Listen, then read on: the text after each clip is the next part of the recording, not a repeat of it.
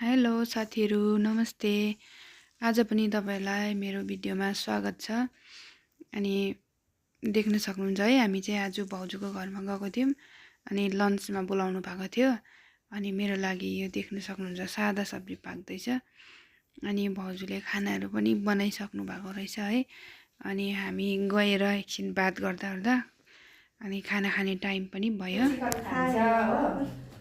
यहाँ आलुको सब्जी रहेछ, यो अघि देखाएको चिकन हो, कालो दाल रहेछ हो, आलु म चाहिँ बिमारी खाना हो त्यही भएर प्लेन मेरो चाहिँ यो दालहरू उतार्दा लैजाऊ बिर्सेर खाइपठाउँछु म। भाउजूले चाहिँ हामीलाई खाना एकदम जबरजस्ती खानु लाउनु हुँदै थियो। अब आफूले हुनु मजाले बनाएको हुन्छ है, खाइदिएन भने कस्तो हुन्छ। त्यही भएर भाउजूले चाहिँ हामीलाई बिचारा सन्चोले बसेर खानु पनि भएको थिएन, उठेर हिँडेको।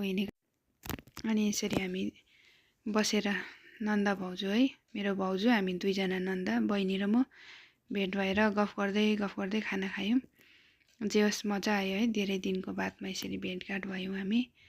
अनि बहिनीको छोरी हो साइडमा चाहिँ, र पनि बिचारा भाउजू देख्नु सक्नुहुन्छ है, सन्चोले बसेर खानै पाउँदैन।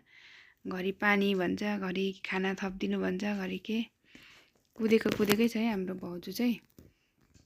फेरि पनि खाना भातको डेक्ची लिएर आउनु भएछ हो। हामीलाई चाहिँ यति बिना खानु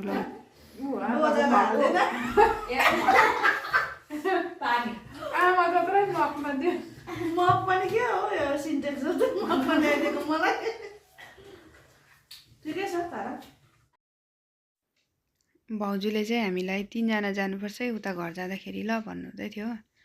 आमाले बोलाउनु हुँदैछ, अहिले त नानीको छुट्टी भएको छैन भन्नुहुँदै थियो। नानीहरू पनि स्कुल जान्छ नि त। अब म पनि घर जानु आँटेको, बहिनीलाई यहीँ छोडेर